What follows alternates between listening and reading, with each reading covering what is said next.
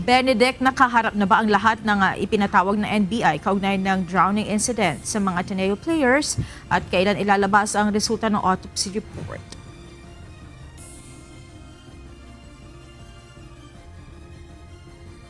Individual na ipinasakila ng NBI ang hindi pa rin nakakarating sa kanilang tanggapan.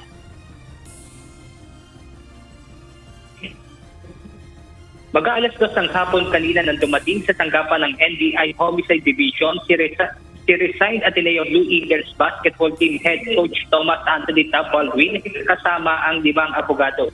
Ito ay bilang tugon sa sabina ng NBI para hingian ito ng salaysay kaugnay ng drowning incident na ikinasawi ni Rene Baterbonia at Divine Adili sa Dipakulaw, Aurora noong June 8. Higit isang oras naman itong tumagal sa tanggapan ng NBI at lumabas din bago mag-alas 4 ng hapon. Tumanggi nang magbigay ng panayam sa media si Baldwin. Ngunit ayon sa abogado nito na si Atty. Daniel Darvin, buo ang kanilang gagawing kooperasyon at koordinasyon sa ginagawang investigasyon ng NBI.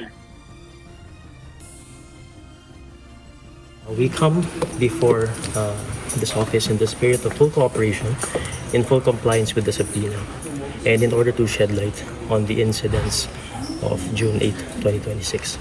So the investigation is ongoing. We've given our full cooperation, and let us allow the investigation to take its course. Bukas sinaasahan na darating sa NBI ang pagdating ng isinasapina nilang utility workers. At sa June 26 naman ay ang presidente ng Ateneo de Manila University na si Roberto Yap.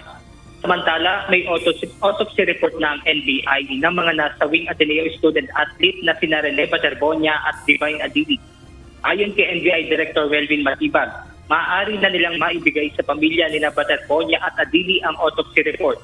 Target naman ng NBI na matapos ngayong linggo ang ginagawa nilang investigasyon.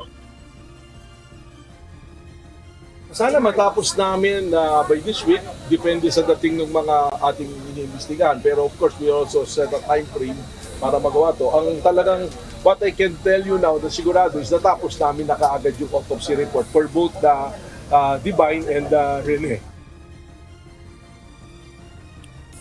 Samantala, binalikan naman kaninang umaga ng mga tauhan ng Philippine National Police Criminal Investigation and Detection Group o PNP-CIDG ang lugar sa Dipakulaw, Aurora, kung saan sinasabing isinagawa ang team building activity ng Ateneo de Manila Men's Basketball Team. Alas 4:30 ng madaling araw pa lang ay nagsagawa na ng crime scene reconstruction ang mga tauhan ng CIDG kasama ang Aurora Police, Forensic Group, Police Regional Office 3 at Dipakulaw Municipal Disaster Risk Reduction and Management Office sa lugar kung saan nalunod ang 2 student athlete. Monica, layo ng pagbalik ng pulisya sa lugar ay upang malaman yung lalim ng dagat at yung lugar o yung layo nila Rene at Divine sa lugar o sa Pampang noong ito nga ay malunod. At yan muna ang ating update mula rito sa Pasay City. Balik sa inyo dyan, Monica. Maraming salamat, Benedict Samson.